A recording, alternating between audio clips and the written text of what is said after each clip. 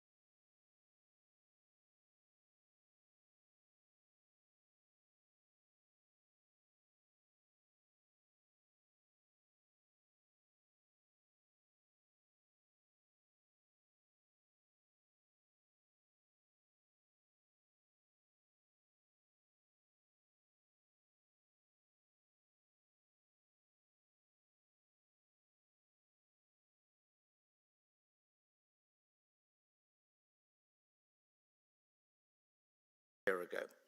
And so continuous work on my machine book really started during the COVID lockdown, when I had the time to do it. Well, my thoughts on how to do it.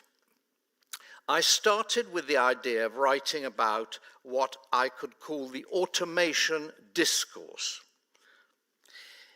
That is, an investigation of what machines have meant for the world of work, the automation discourse. In this discourse, machinery simply makes work more productive, and that shortens the time needed to earn a living, and the shorter the working day, the more time there is for the pursuit of other things, the good things of life, what Keynes talked about, living wisely, agreeably, and well. That's that optimistic view. Set against this has been a continuous fear of redundancy, loss of skills, identity, and position associated with work, together with the loss of income. And this is a lively and continuous discourse. It goes on, and you know, I'll say a bit more about it later on, but these two positions, that it opens up an era of abundance and leisure, or that it leads to unemployment and misery and poverty, these two positions have fought each other for the last 200 years, ever since the Industrial Revolution, really. Now, this automation discourse, as I call it, has huge ramifications outside the workplace. Machine production in the workplace didn't just release a block of time called leisure. It speeded up our consumption of goods, it speeded up our consumption of natural resources, it shaped the condition of leisures in all kinds of ways. Urban landscapes of houses, shops, utilities grew up round workplaces. Our urban culture is the direct result of using machines in factories. Together with systems for distributing goods and people and entertaining them, communicating news, a whole lot of things followed from the introduction of machinery to make things. With greater variety of goods and services, new markets for them had to be secured by advertising. The world economy grew, and these were all the consequences of using machines for producing goods. However, there's another discourse which runs parallel to the automation discourse, and that has been the use of machinery deliberately to reshape and improve human behavior, to make society function with the precision of a machine. I call this the perfectibility discourse. You could call it the perfection discourse. Let's say the perfectibility discourse. And I follow the lead there of someone called John Passmore, who wrote exactly about this. And the perfectibility discourse has a long ancestry, starting with Plato, but in its modern iteration, it comes with the rise of science and the decline of religion, and therefore the growth of a mechanistic view of life, and with that the idea that life could be perfected, made frictionless, like a perfect machine. And so factory machinery morphed into social machinery, engineering became social engineering. So that's a parallel discourse, because the factory system wasn't just about machines helping humans churn out goods. It was about adjusting the flexible lives of humans to the logic of the machines. And that, of course, happened in the factories themselves. So there was no reason in principle, once you accept that in a factory system, humans are subordinate to the logic of the machines that have been installed. They have to work to the time of the machine. They have to do what the machines want them to do, or what their controllers want them to do. No reason in principle why machines shouldn't be applied to controlling humans outside the factory, as soon as the engineering, social, and behavioral sciences were up to the job. Couldn't machines be envisaged as part of an omniscient planning system into which humans too could be slotted to their great benefit? The way was open to producing not just goods, but happiness. And all that was a dream for many, many years. You couldn't do it. But digital technology has now brought it closer to fulfillment. Again, analysts of the latest developments in digital technology are divided into optimists and pessimists.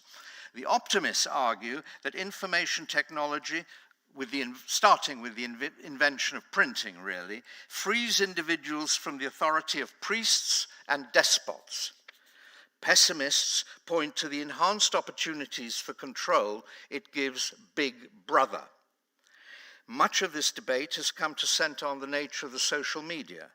Do they enlarge individual freedom, or do they multiply opportunities for planting and spreading fake news? Or what if they do both together? Thus, the automation discourse concerned with making work more efficient merged in my mind with the perfectibility discourse concerned with making life more efficient. And so those are the two strands, really, of the book. Now, analytic and imaginative thinkers have envisaged three possible routes to the future in the age of machines.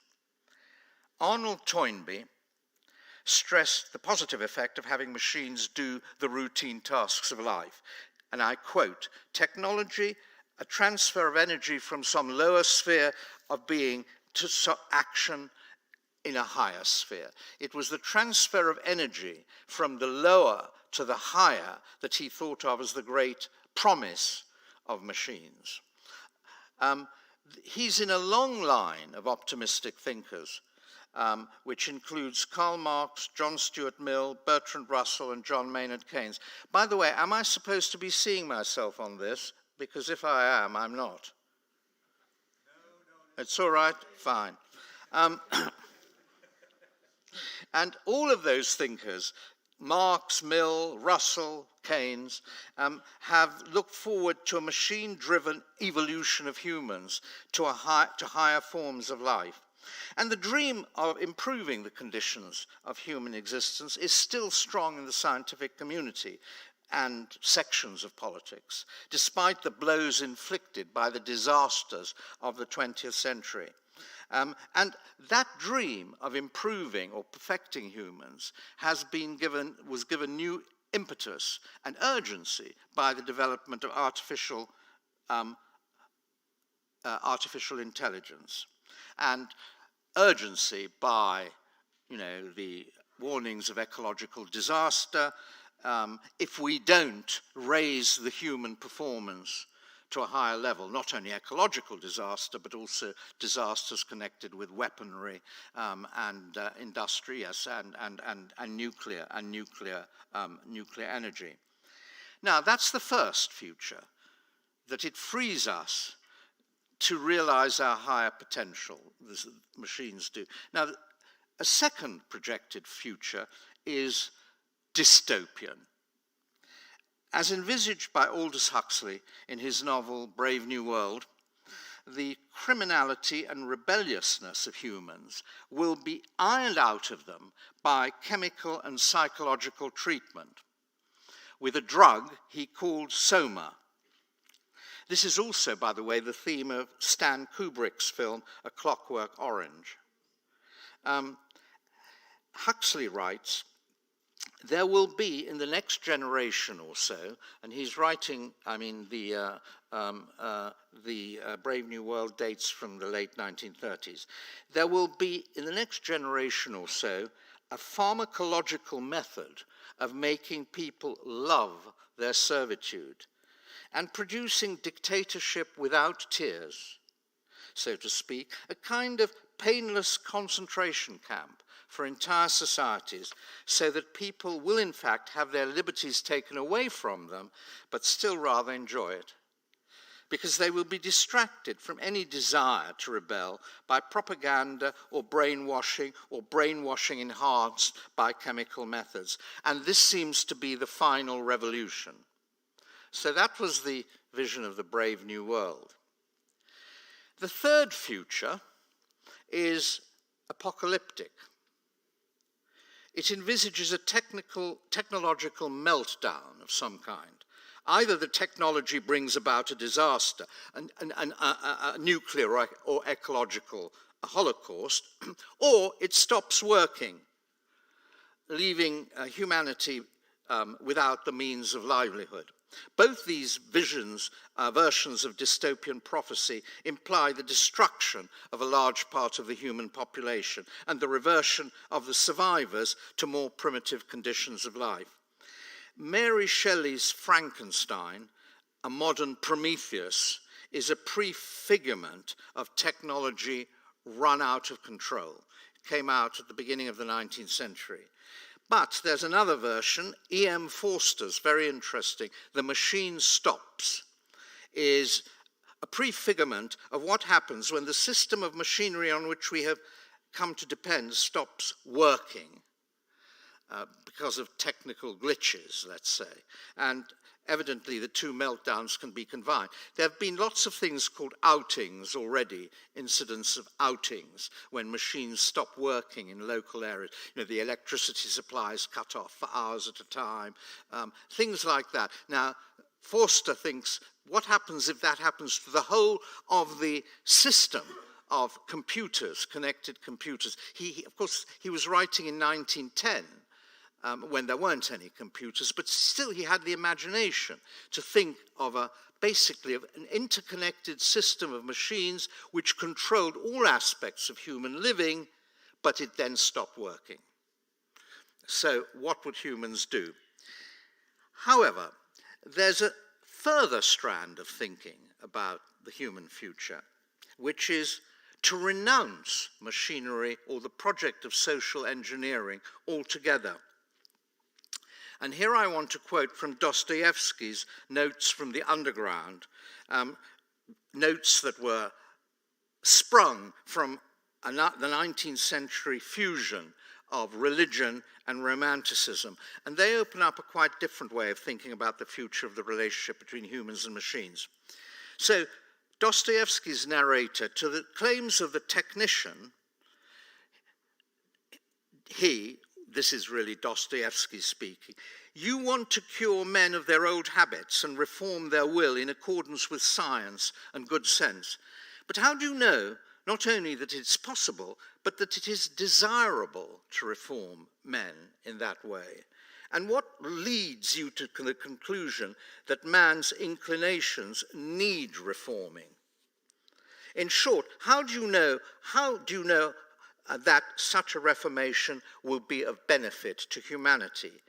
It may be the law of logic, but it is not the law of humanity. And Dostoevsky invites the question, why is it necessary that humans should exist at all?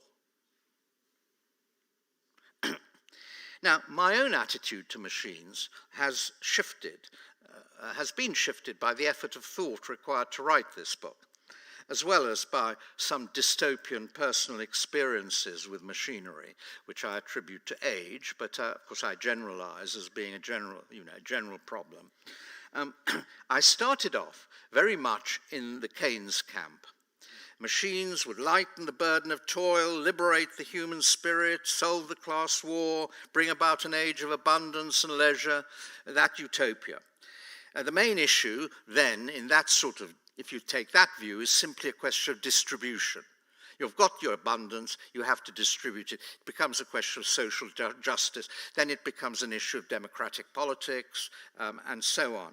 And elements of this dream, by the way, seemed on the point of being realized in the 1960s, which was the heyday of social democracy. But then I became increasingly dissatisfied with this discourse for two main reasons. First, because it seemed to me that the economist's idea of work as sadness,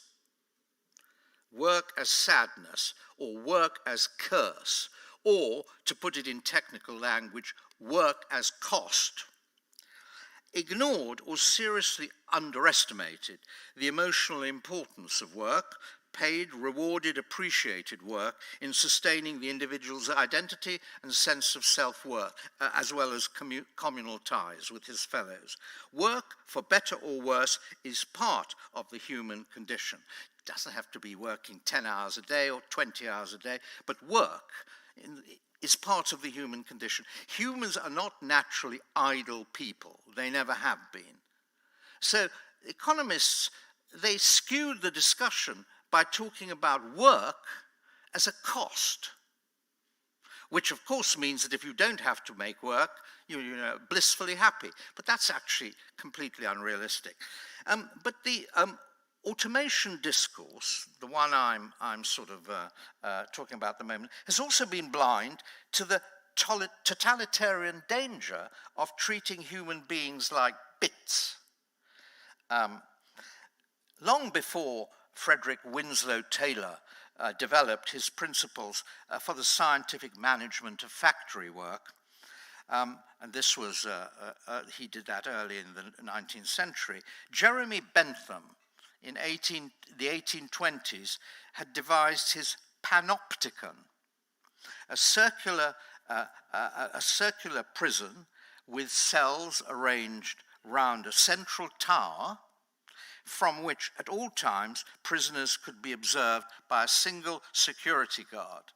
What a saving of labor and what an increase in control. Concentration camps have all been built on that principle ever since. But Bentham thought the plan equally applicable and relevant to hospitals and schools. Orwell's Big Brother, in his novel 1984, carries this thought to its logical extreme by having a two-way screen in every flat or apartment. And today's CCTV cameras build face and voice recognition systems into this ancient technology. We can do much better than Bentham's panopticon. So let me now briefly outline the two main elements of the two discourses I refer to: the automation discourse first, and then the perfectibility discourse. So what are the job losses we can expect from technology? In 2017, McKinsey Global Institute published a report called Jobs Lost, Jobs Gained, in which they claimed that 50% of working hours in the global economy could theoretically be automated. 50%. However, they suggested that the proportion was not likely to exceed 30%, and in fact, as the midpoint between two different estimates, the report settled on a prediction of 15%. 15% of all jobs in the world economy could be automated now. Then they estimated that only 5% of these 15 could be fully automated, but that in 60% of occupations, at least 30% of the work required could be. In other words, their model was one not of substitution, but of complementarity. Even allowing that, and making allowances for all these things, that does leave about 250 million jobs globally now, at this moment, or in 2017, capable of being automated. That is quite a large number. And most of them will be in the developed world. So what do they make of this? This is the way the discourse goes. I mean, I'm afraid you've probably heard it all before. It's very boring because it's endlessly repeated. McKinsey claims that although there will be no less net loss of jobs in the long run, these jobs will be replaced in somehow, there will be transitions. And these transitions may include periods of higher unemployment and wage adjustments. When you talk about wage adjustments, be sure it's wage adjustments downwards. It all depends, they say, on the rate at which displaced workers are re-employed. A low re-employment rate will lead to a higher medium-term unemployment rate and vice versa. And so how do they propose to mitigate the costs of adjustment? Education. That's That's the black box. Education. Education, retraining, upskilling, reskilling, more university places, more vocational places, more government job training schemes, the whole artillery of adjustment is then deployed in order to mitigate the costs of the transition, which they say may be measured in decades, not years. So that's the prospect. Everything will be all right in the end. It'll be great. And in fact, history has shown this to be so. But it may take decades. How many decades? They don't say. But I'm quoting. Well, so what the problem then is, apart from all this wonderful retraining and upskilling, which we're promised, is we have to maintain incomes during the transition, don't we? And to ensure that permanent job losses don't lead to the impoverishment of these 250 million people and the many more that will follow.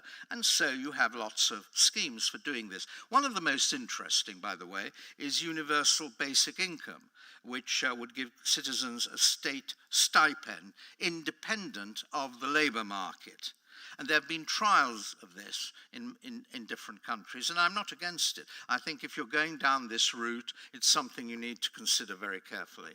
And then we have the more orthodox redistributionary schemes of parties of the left to ensure that the fruits of technical progress are shared more equally and don't just accrue as profits to business.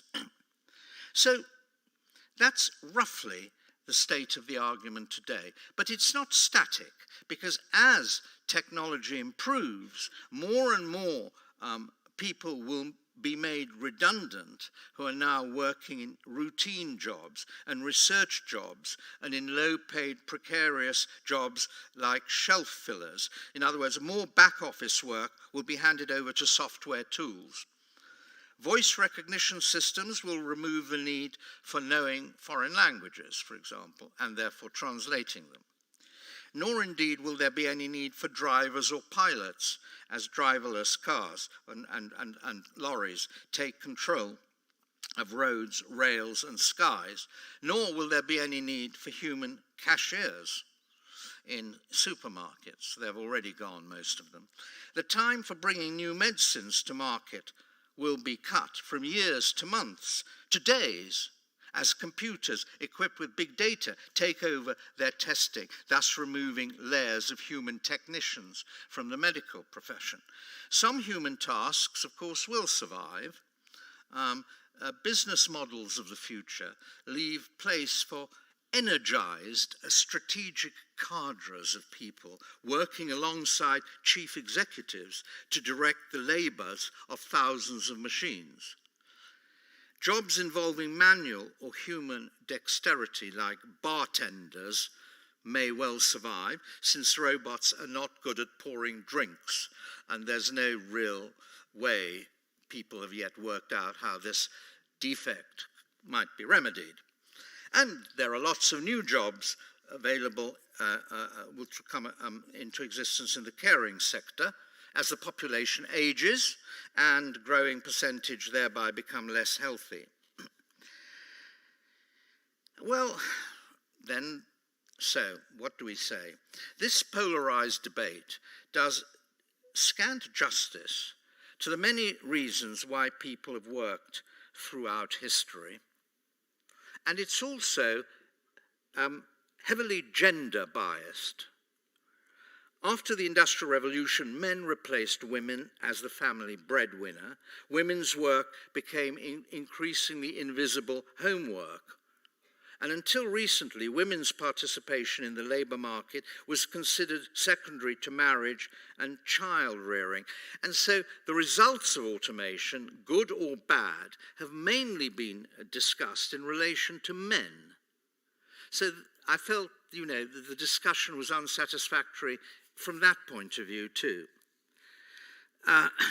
So you know, the debate goes on and on, but I've said enough about this, and I'm actually a bit more interested in the second part of my talk, which is the perfectibility discourse.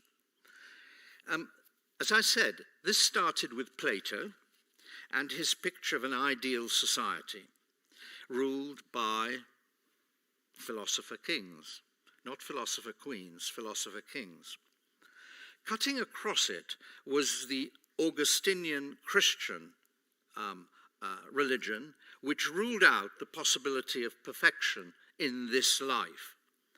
But the perfectibility discourse picked up again during the Renaissance and the Enlightenment. A key indicator of its revival was Thomas More's Utopia in 1516. It was the first of many utopian novels. It's odd to call it a novel, let's say stories. A common feature of all these utopian stories, and we've had many of them since Thomas More, has been not so much work, some work, but not so much work, a communistic sharing of goods, and rule by benevolent leaders, let's say benevolent despots. They've all had those sort of features.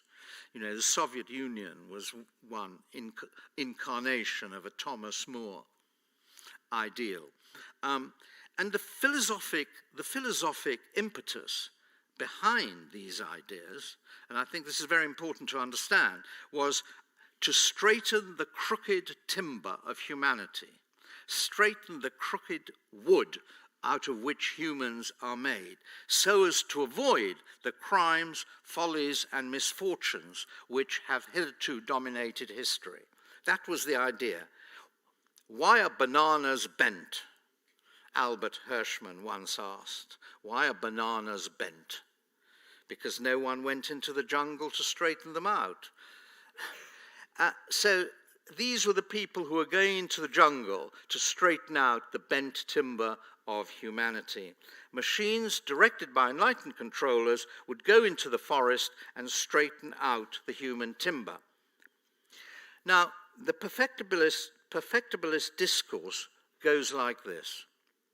Science identified God with nature and set out to discover the laws of nature. The laws of nature, in turn, linked physics with technology. By the 18th century, it was widely believed that social phenomena, too, were subject to natural laws. As Heidegger recognized, when nature becomes an object of research, humans become objects of research. Thus, the social sciences were the offspring of the natural sciences, and social scientists would increasingly see themselves as social engineers, as indeed do economists. They are part of the social sciences. Economists always regard themselves as the queen of the social sciences because of their ability to quantify. But they're part of this perfectibilist project. In fact, economics language is saturated with perfectibilist projects. Just think of the importance of optimal. There grew up then, among these social engineering classes, an attitude of detachment from one's own culture and criticism of it by a universal standard given by nature, which Enlightenment thinkers believed would lead to the discovery of universal laws valid at all times. So the decisive pushes, right, towards Newtonizing society, if you might call it that, were given by Newton himself. Voltaire wondered why the exact laws that Newton had discovered for the movement of the planets shouldn't be applied to the movement of societies. Have any of you come across Condorcet's sketch for a historical picture of the progress of the human mind? He was an 18th century philosopher.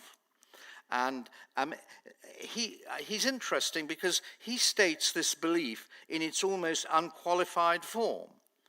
He set out to show, and I'm quoting, by appeal to reason and fact, that nature has set no limit to the perfection of human faculties, that the perfectibility of man is truly indefinite, and that the progress of this perfectibility from now onwards, independent of any power which might wish to halt it, will never be reversed.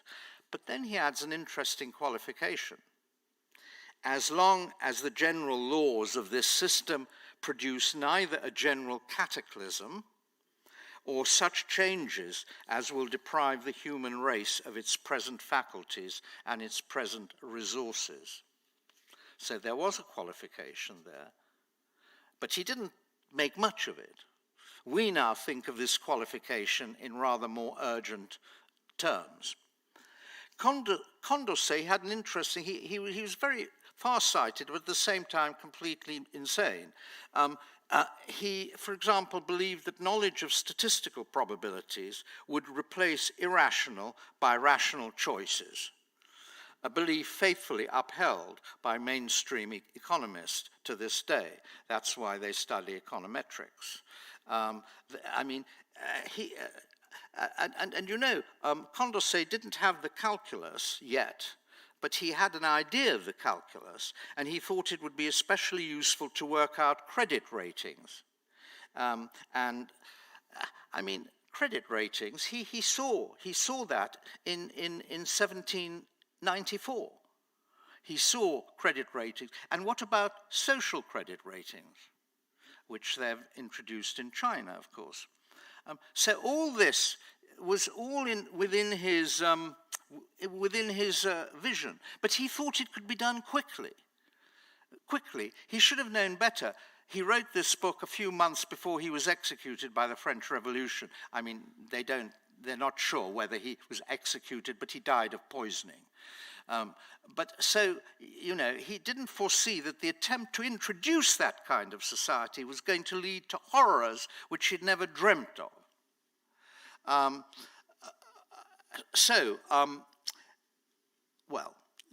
Condorcet was an optimist. The optimists weren't wrong to see plentiful evidence of human possibility as well as evil in the human performance to date. And they were right to sense a general forward movement in their own time. But their materialist conception of the mind blinded them to the spiritual, psychic, and social strains and tensions inherent in their own agenda. The belief that time's arrow pointed unproblematically to a future of peace and plenty was just as much an act of faith as any religious dogma. In fact, as we know, implemented projects to strengthen the crooked timber of humanity, projects that were implemented in the Soviet Union, in Hitler's Germany, these were murderous.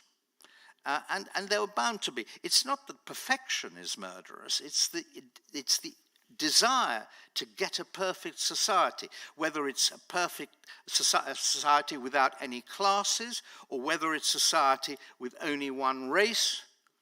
These are murderous schemes inherently. And none of these 18th century optimists really realized that. So, let me turn to another aspect, a very crucial, related aspect of this perfectibility discourse. Does digital technology enhance the freedom of humans, or does it enhance the power to control humans? We're now talking about our own technology. In the past, all tyrannies were inefficient, partly because no government had the power to keep its citizens under constant watch.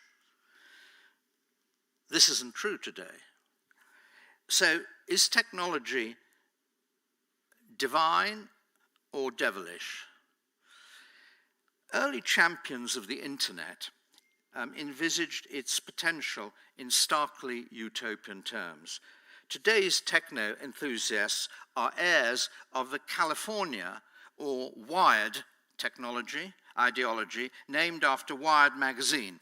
The Wired ideology fused the cultural bohemianism of San Francisco with the high-tech entrepreneurialism of Silicon Valley, presenting technology as a panacea that would liberate humanity from all that ails it. In the minds of the Valley's libertarian tech pioneers, technology is seen as the force liberating humans not just from work, but from the imperfections of human life itself. Wired made computers cool. The fast-paced journalistic style of the magazine, I don't know whether any of you have read any of Wired. I mean, it's where I get some of these, these ideas of what they were thinking from.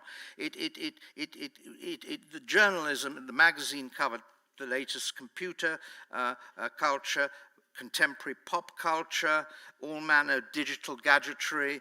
It broke down the popular image of the computer user as a supreme specialist or scientific military technician.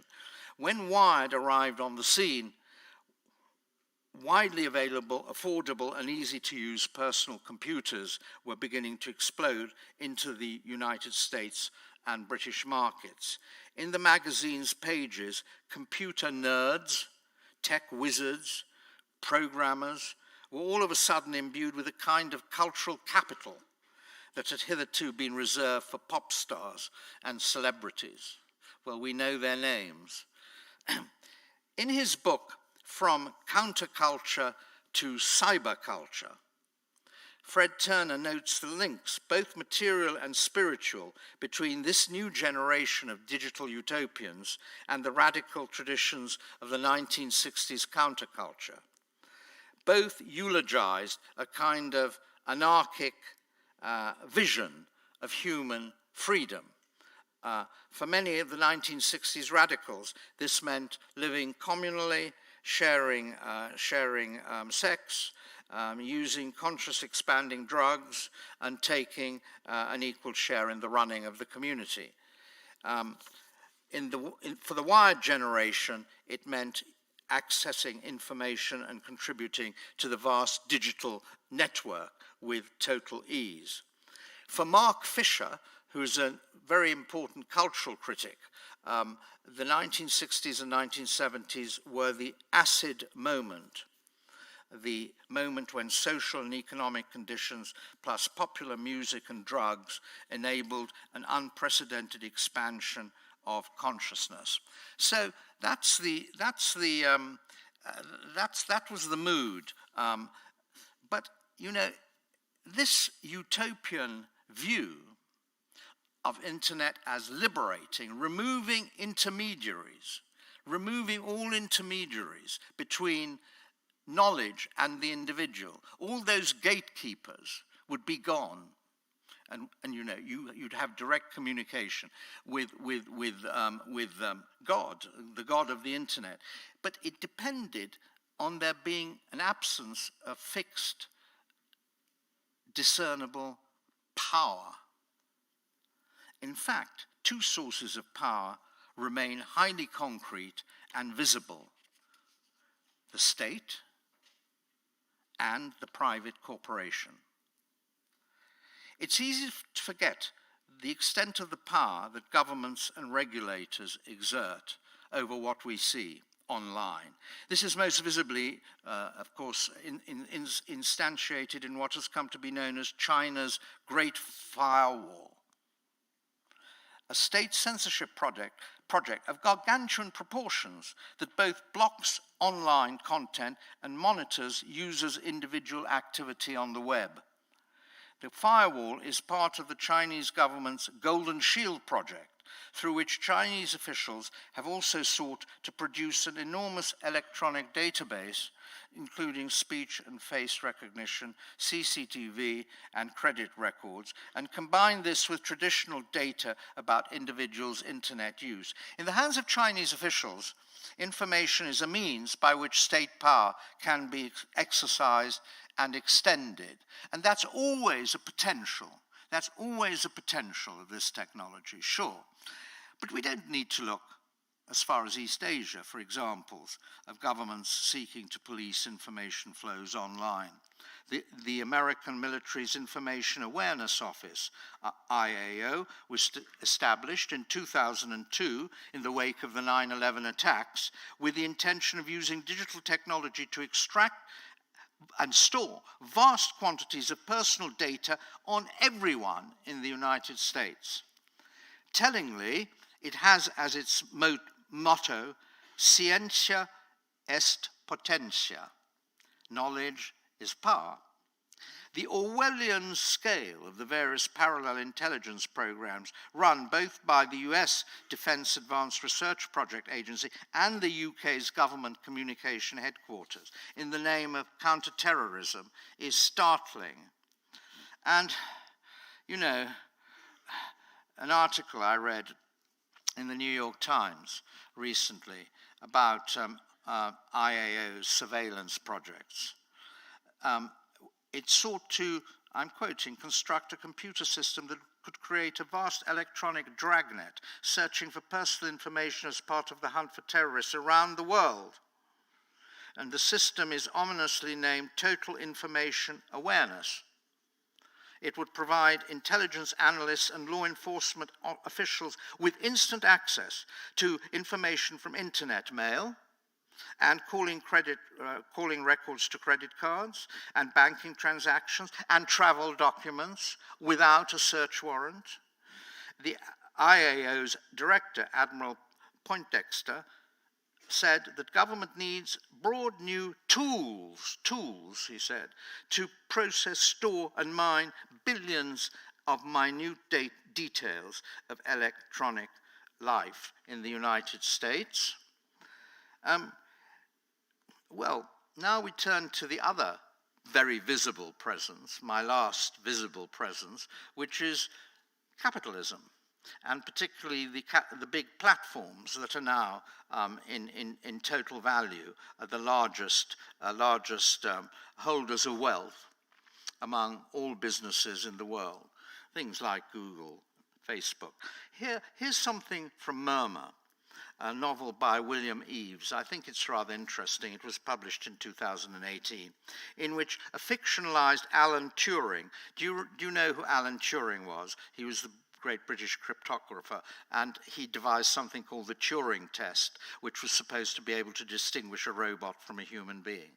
But anyway, Alan Turing is still alive in this fictionalized novel, and he records a conversation overheard at a party. A young marketing executive explains that, and I'm quoting, "Research shows that the future lies in neuromarketing. It won't be long before we can map feelings. All human feelings are causable and programmable. If we can find which areas of the brain respond to purchase pleasure, then we can increase your brand awareness, stimulate your brain to be much more aware of those specific purchases and brands which give you pleasure."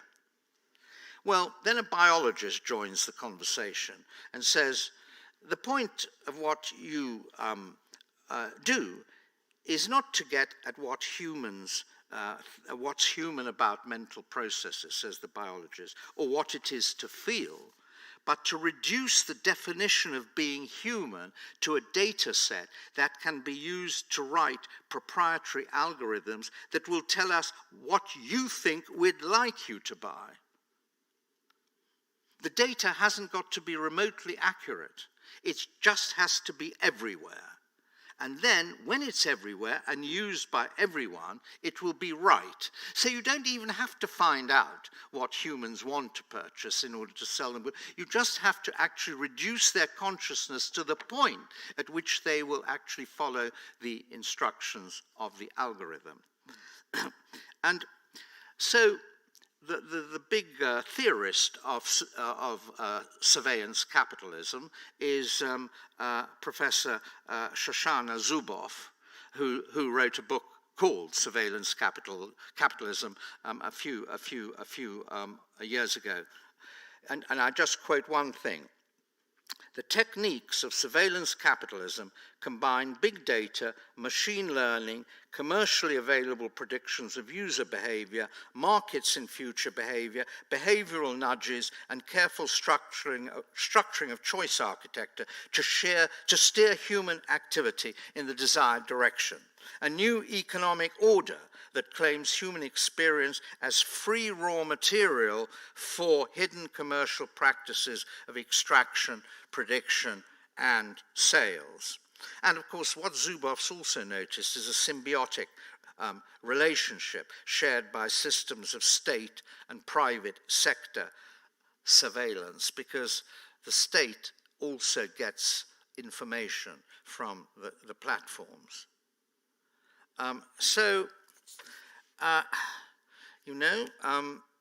Here again, you have this debate. I mean, the platforms defend their position on grounds that they are enhancing consumer choice. Where have you heard that before? Is it by any chance in an economics textbook? Consumer choice, consumer sovereignty is there. There's nothing interferes with it. You just click on, and that's it. You can get so much more than you could have got before. The more information we have, the more informed our choices will be. But although the mechanism of control under surveillance capitalism may appear to operate in a far more diffuse manner than it does within projects of top-down state surveillance, well, you have to argue whether you agree with that. Now, I've come to my conclusion. I'm sorry, I've gone on a little bit long, but there's not much more to come. I just want to define finally my own attitude to all this. Possibly it's emerged from what I've been saying. But it's not that easy, because the two discourses, the automation discourse and the perfectibility discourse, are sort of interrelated. Nevertheless, there is a difference I want to maintain between spillover effects of using machines and the deliberate attempts to use technological systems to shape humans into a desired shape. Both, one could say, threaten extinction, but it's extinction of different kinds. One would extinguish humans physically if it carried to extremes, and the other would distinguish what it means to be human. So I think those are the two worst case scenarios. As concerns the automation discourse, I'm clear that the aim should be to slow down the pace of technical change to the point at which humans can adapt to it fairly seamlessly, and when it doesn't threaten the planet and therefore the human race with extinction. I mean, our climate change crisis is the result of technology. Of course it is. We wouldn't have had so many people in the world without technology, and we wouldn't have been emitting so much CO2. I mean, it's obvious. But all anyone can say is, well, we need better technology now in order to overcome the bad technology or the out-of-control technology that's caused our extinction problem. Well, I'm very much in favor of any initiative now being taken to control the rate of climate change. But I don't know that people who met in Glasgow last week realize that, what difference it would make, what radical changes we would have to make to the way we live. I mean, for example, just take distribution. Joe Stiglitz calculated in 2008 that if a $48 trillion global economy were divided equally among everyone in the world, everyone, a family of four, would receive $28,000 if it were divided equally. In 2018, we have an $85 trillion global economy and 7.5 billion people. But the world would still produce enough to allow $45,000 each for a family of four. That's Joe Stiglitz's calculation. there's enough to go round, in other words. We don't have to grow any more. There's enough to go round as things are. But having said that, I realized the political impossibility of achieving the global wealth tax suggested by Thomas Piketty, and the huge difficulty in reining in the deeply ingrained habits of consumption and consumerism produced by technology itself. So while we applaud the targets, I doubt if leaders have begun to recognize the extent of readjustment which will be required to achieve them. So the best bet is that they won't achieve their targets. I don't think anyone really thinks they're going to achieve their targets. They hope to get as near to them as they possibly can, which means that global temperatures will rise to 2% or more, instead of being limited to 1.5%, which means that there will be more extreme weather events. That's if you take the science. I'm taking the science as given here. Now, you may want to query it, but I take it as given. If you take it as given and take their projections as given, there will be more extreme climate events year by year as we approach, as we go through the century. Now, what about the perfectibility discourse? This points to another kind of extinction, the extinction of the human species as we know it. And that's the meaning of the drive for artificial intelligence, really, what Simon Head in his book called digital Taylorism. Making people contented slaves, as Aldous Huxley argued, are the means to control them. When I read that facial and biometric recognition technologies are being rolled into schools, facial and biometrical recognition technology, I know that the real purpose isn't to protect the children against terrorists or the teachers, it's to control what goes on in these buildings. And that's always the motive you have to look at. Just like Bentham's panopticon, under cover of medical improvements, the ultimate goal of cybernetics is to replace humans by cyborgs. And that thought makes me Dostoevskian. How then to escape from the perfectibilist trap? In the 1960s, I was greatly influenced by the Dutch writer Robert Pirsig and his wonderful philosophic novel, Zen and the Art of Motorcycle Maintenance. It was one of the books I read when I was a lot younger. It was published at the tail end of the countercultural anti-Vietnam protests in the United States. Pirsig wrote about the movement as he saw it going on around him. You get the illusion of a mass movement, an anti-technological mass movement, an entire political anti-technological left emerging, looming up from apparently nowhere, saying, stop the technology, have it somewhere else, don't have it here. Well, I wish I could, recapture the exhilaration of that moment, but it seems obvious you can't. You can't stop the technology. You can't have it somewhere else. It's everywhere. They thought in those hippie communities you could have it somewhere else, but of course even they couldn't have it somewhere else. But now you certainly can't have it somewhere else. But it seems obvious to me that it's crucially important to restore some kind of balance between humans and machines, such that ordinary humans are at all times reliably in control of how much, what kind of machinery they want to use in managing their lives, their work, and their social relations, and managing the planet above everything else. There are initiatives from above. There are popular movements like XR from below.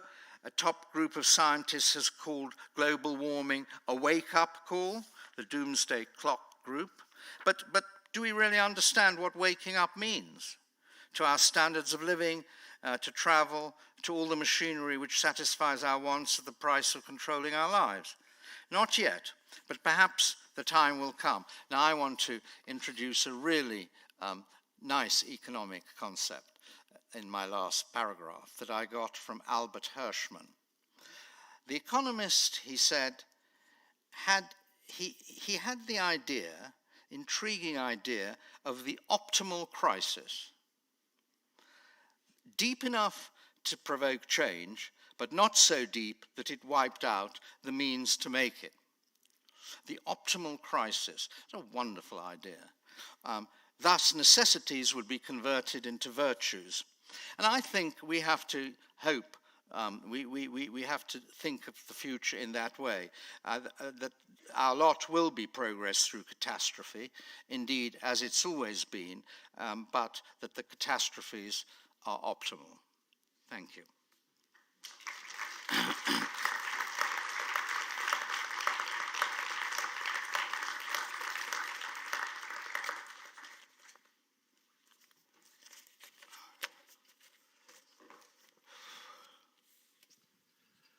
Thank you very much for a very inspiring but also a little bit scary lecture. I'm not sure that everybody will sleep well tonight. So I do hope you can provide us with some guidelines on, let's say, defensive lines or solutions that are better than optimal crisis. But perhaps before you get to that, I would like to invite the floor for any questions. And if you have, so raise your hand so that we can walk around with the microphone and give you the phone. There's a question there, Jaap. Questions very in the front. I can do with my microphone, so then we'll have one question there. Please stand up and say your name, and then ask your question. I have to say my name as well. Wow. My name is Uga. Hi. I enjoyed the lecture very much. Especially, I like the part about the surveillance capitalism. And so my question is, what do you think would be a way to sort of limit or reduce our movement towards surveillance capitalism in a political sense, like through regulations or maybe political strategy? Yeah, thank you. Well, I think the classical liberal answer is to break up. It's trust busting, really. If you can break up these very big global platforms into smaller units, then you destroy their power. Am I still on my? I mean, the problem you face two problems. It switched. Did it switch off?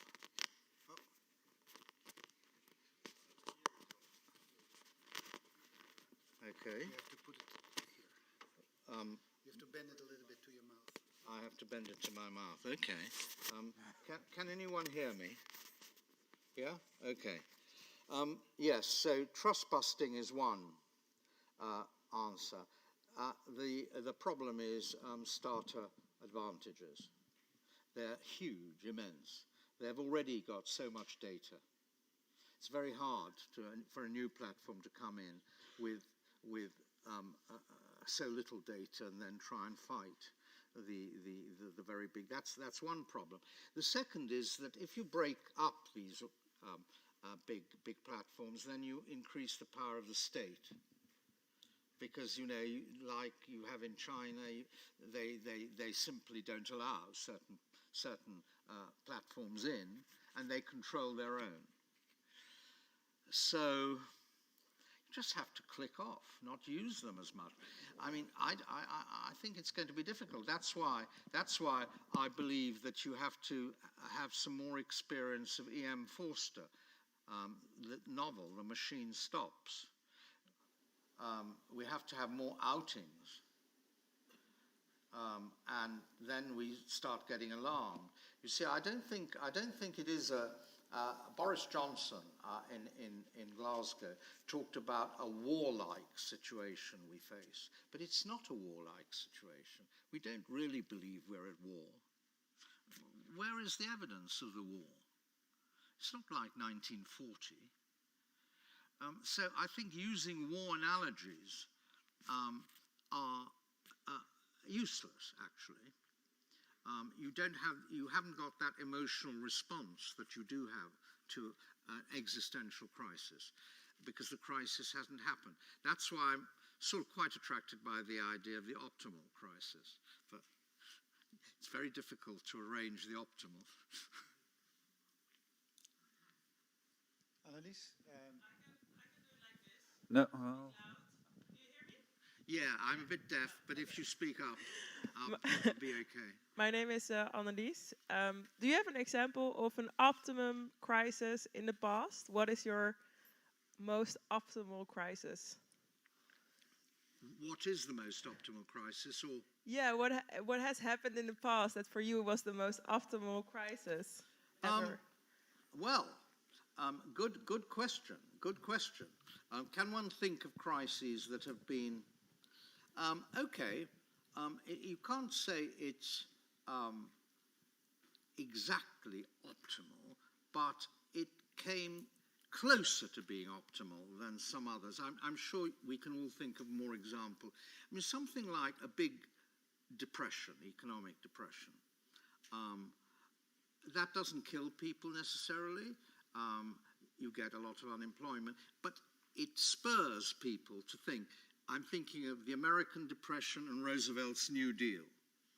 I mean, that was a response to a non-lethal crisis. It was pretty catastrophic, and I don't think it was optimal, really, but it was more optimal than the Second World War, which also produced huge social progress. I mean, without the Second World War and its horrors, there would not have been a European Union. There would not have been a modern welfare state. There would not have been a full employment policy for 25 years. Now, this is a huge, huge problem in thinking philosophically about the future and also in literary terms, because it sort of almost suggests that, you know, the devil has an active role to play in the improvement of humans, which of course was the whole theme of Faust, Goethe's Faust. But you can't actually wish for a horrible disaster in order to get an improved welfare state. You see what I mean? So I think this idea of the optimal crisis, is a very tricky one, but it's an interesting one to play with, because otherwise, if they're very severely suboptimal crises, you won't have a chance of restoring or improving. Many dystopian novels assume a non-optimal crisis. I mean, there are two sorts, really. One is that the existing world is wiped out by a nuclear disaster. The other sort is that it's wiped out by an ecological catastrophe. Those are the two staples of dystopian novels in the 20th century. What survives are a few savages that somehow manage to, you know, keep some existence going, and then you have to recuperate all over again, and, you know, the cycle starts up. That's the dystopian imagination. And you might say, well, this is all, you know, why should we pay any attention to literature? Well, we should. Can I follow up by playing the devil's advocate? So, yeah, of course. So shouldn't, isn't it likely that in the technological age that we are in, any crisis will be responded to by looking for more technological solutions, so that an optimal crisis at the least should discredit technology? Well, you know, one of my colleagues on a committee I sit in Parliament is someone called Nick Stern. And Nick Stern produced a very influential report, the Stern Report, as you know. Now, he thought you could do everything you needed to without a crisis. He had a model which told him what you had to do. And it was fine. But when I sort of say, look, you know, you really didn't get it right, he says, no, I got it right. It's the politicians who got it wrong. They wouldn't do what was required. And, you know, the trouble with economics, I mean, obviously every discipline has to have some frontier. And, you know, I don't criticize Nick. He's a very good friend. It has to have some frontier. But then the danger is you pass the buck to someone else, and you say it's their fault that we haven't had the optimal policies that were recommended. The question is, should you have recommended anything like the optimal policies to start with? Should you not have recommended policies that were more feasible, perhaps? Or should you have had more sensitivity to the political realities? I don't know the answer to that. I struggle with that. I mean, you see, I'm not a model builder myself. I don't build models. Economics is about building models. It didn't used to be, but it is now. There's one question there, and then we have 3 questions, 4 questions here. Yes, hi. I wanted to ask whether from your experience as an economist and more so as a politician, do you believe that we can still avert a severe climate crisis under the current system? Could you give me the gist of that question, please? The question, because I didn't hear it properly. Should I repeat? It's my fault, not yours. Can you repeat? Yeah, is now okay? Yeah. All right. From your experience as an economist and more so a politician, do you believe we can still avert a severe climate crisis under the current system?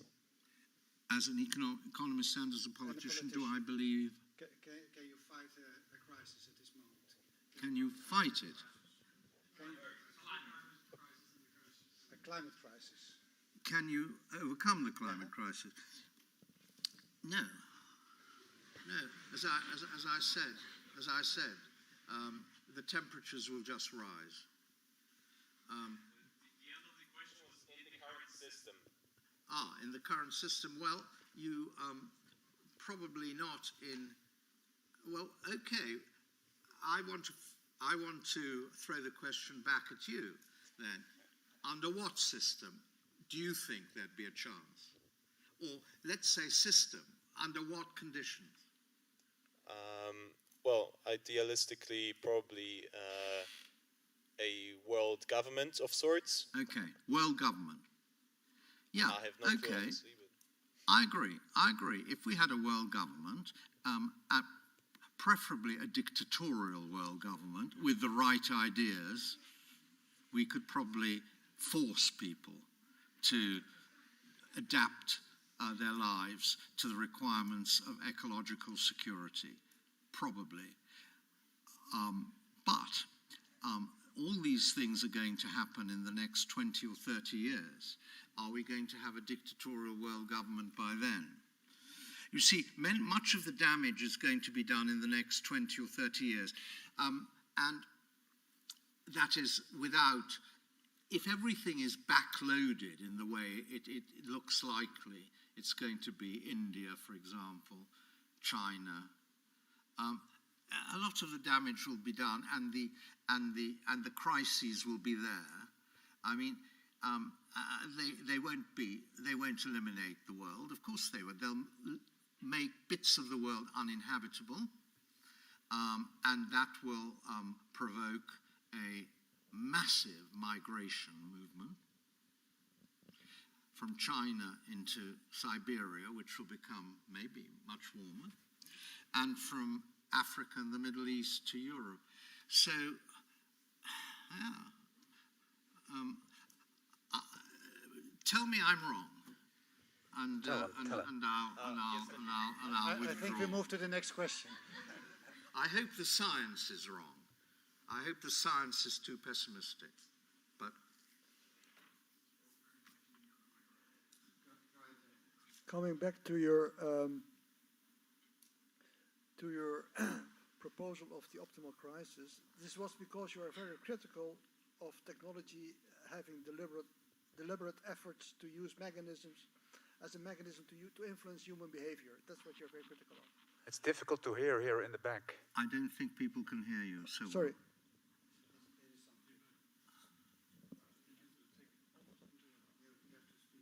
Okay. You're very critical of deliberate efforts to use technology to influence human behavior, essentially. And this is why you kind of ask for an optimal crisis. I immediately thought myself, being a sixth year of sabotage, that should be a very interesting route, and I would like to think about the optimal sabotage, but that's a different story, maybe not. But you cannot deny that you always will use technology to influence human behavior, I think. So you cannot stop that. No. And you kind of suggested don't use Facebook or something like that, but that will not prevent us from being influenced by technology in our human behavior. So isn't the question how to regulate that better than we can do now? Isn't that the question we should ask ourselves and look how we can invoke regulations to do this better? And maybe your optimal crisis should provoke that kind of thinking. Isn't that? Yeah, I mean, I think you've got to aim for a sort of kind of equilibrium here. Of course, I mean, we talk about social conditioning. I mean, no one denies that social conditioning has been going on since the beginning of human society. I mean, we've been conditioned by our environment, by our climate, by church, by government, by private organizations. Always there are shaping forces going on. But and that's why liberalism really became finally a dominant political philosophy, because it tried to hold a balance between the different kinds of different persuaders to allow human freedom a space to flourish. What I'm saying is that this balance is being eroded by the uncontrollable forward momentum of technology, which is much more intrusive and more controlling in its potential than previous technology. And there's a forward dynamism. I mean, digital technology is the one that we probably need to focus on. So the constitutional balance, which sort of protected individual freedom, is gone, or is going. And then you have naked left individuals, because their organizations are being eroded, individuals and the knowledge providers, just nothing in between. Look at the decay of political parties. I mean, political parties were very important in structuring divisions in society and achieving balances between different views. They're eroded. They've become, electoral, plebiscitary, more and more plebiscitary sort of types of democracy. So that's all I'm saying. Now, when you say regulated, then let's regulate it. But what do? You have laws to protect privacy. Fine.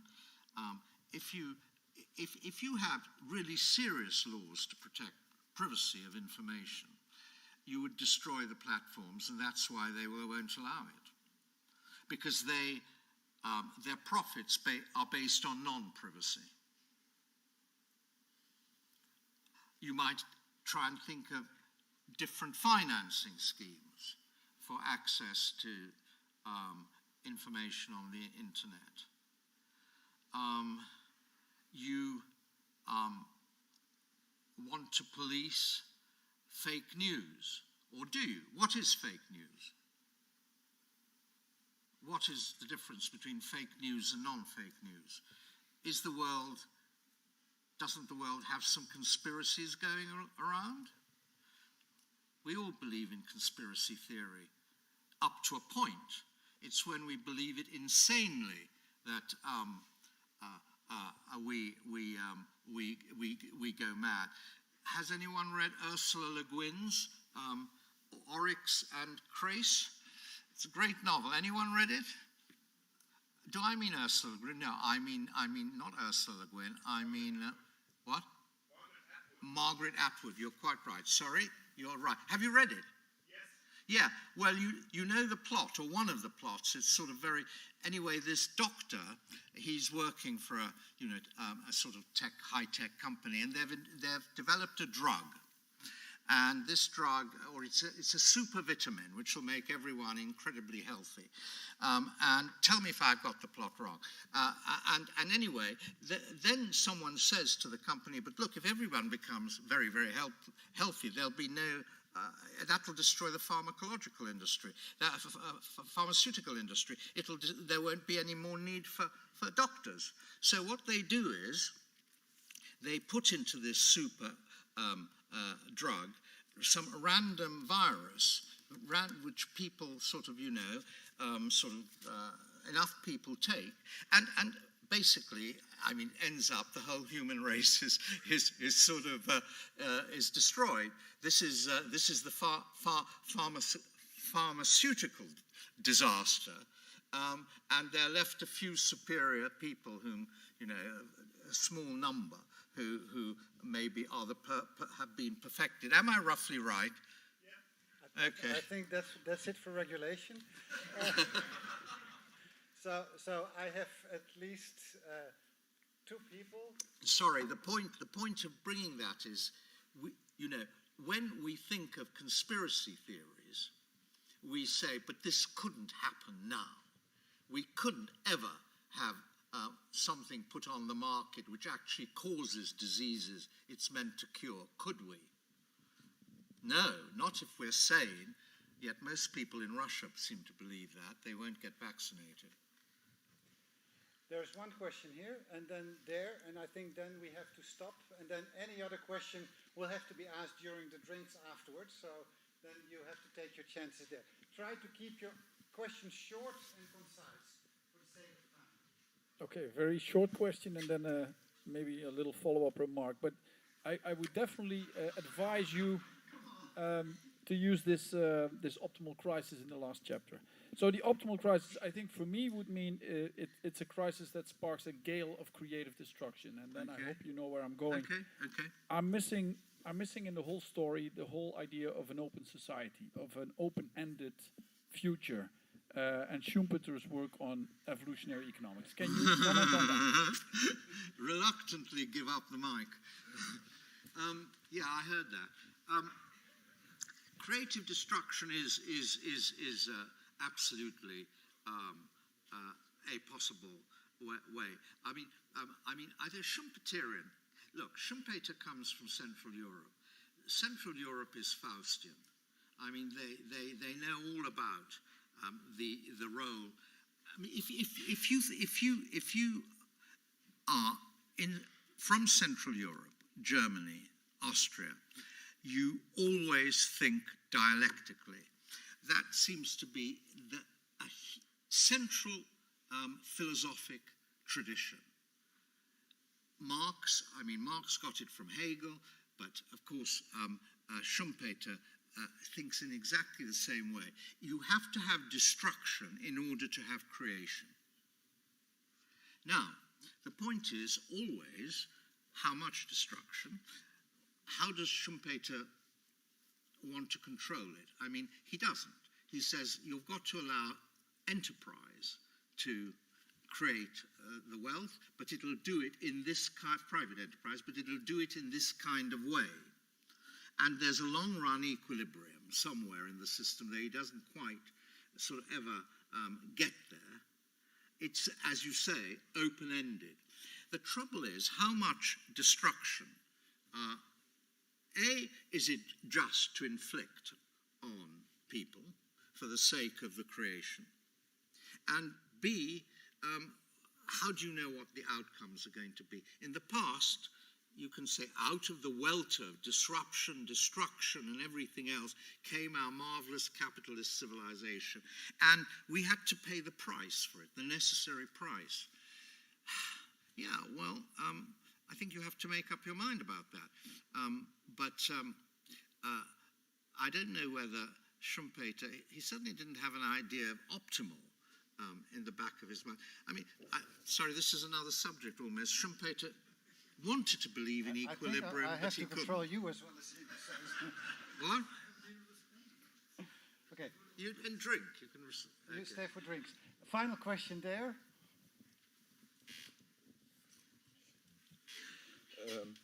First, I want to say advertisement is a kind of fake news. Can't hear a word. Yes. Advertisement is a kind of fake news. After the Second World War, we defeated fascism and we defended ourselves against communism. These are two collective kind of ideologies, yes. We choose for liberalism and say to us the individual is important, but then we don't left free choice to the individual, but we put advertisement on him and her so that we manipulate what they want. So, and well, yes, to me that's a kind of problem. It's not only technology what is the problem, it's also the problem that we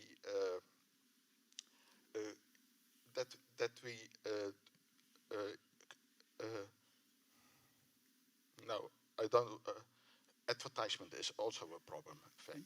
In a liberal economy, we choose liberal economy for individual choice, but then we allow advertisement and marketing as a sort of fake news to influence us. That's the problem that he wants you to address. Yeah, well, it's not a new problem.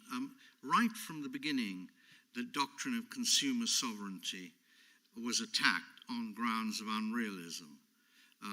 I think one of the most famous assaults of the later 20th century was led by Galbraith in the United States. Before any of the computer technology, he said, you know, wants are manufactured in order to keep the industrial machine going, and that is not, of course, when you think of it, it's obvious. In fact, advertisers undoubtedly have always said this and known it. The first person who started marketing in marketing industry in America said, "Look, our job is to make people want things they never realized they wanted before." That has always been true. I mean, my point was that the digital technology, internet technology, means that your advertising is much more successful than it was before, because you can now target individuals in a way you weren't able to. You could target groups. You could target, and when you were targeting groups, they sort of knew they were being targeted in a way. I mean, you know, the ads appeared in front of your eyes, but here, what's happening is that they know what your tastes are, or they think they know what your tastes are, or as this person in the novel said, they don't even need to know what your tastes are. They have to just persuade you that everyone else has the same taste, and then you buy this stuff, whether that's your taste or not. So the tools have become much more powerful, but that also means the tools of government persuasion have become much more powerful as well. I think I have to put a stop to the discussion. So this brings an end to a wonderful evening. I think we had a fascinating lecture and a fascinating discussion that I assume can go on for a long time if we don't stop. And we are going to stop, but we will have drinks just out of this hall in Ad Fundum, and there everybody who wants to can keep discussing it with one another, and potentially, if the queue is not too long, also with Robert Skidelsky. So thank you again, Professor Skidelsky, for a great evening that you made for us. And thanks the audience for having a very good question round and a good discussion. Get home safely, and we hope to see you soon for another event. Thank you.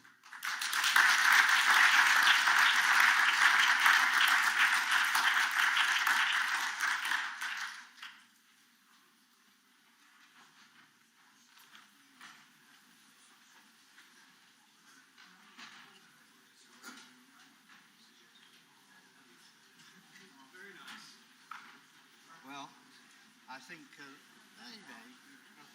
got to try and